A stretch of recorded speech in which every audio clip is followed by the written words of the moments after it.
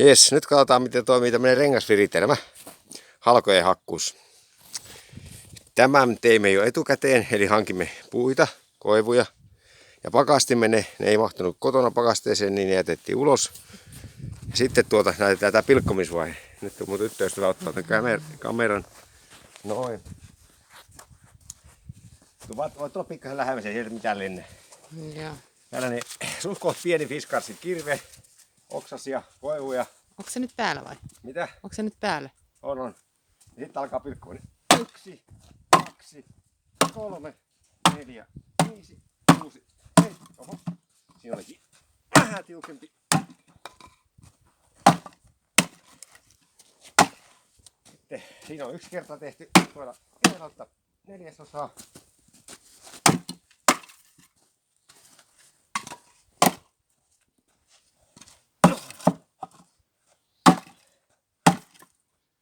No siinä alkaa olemaan 1 vasta tehty.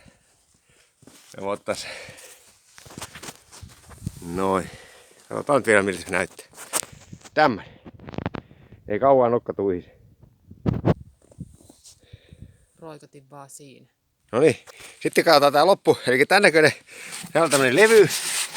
Ja tuolla on tuonne roskan tyhjennysaukko.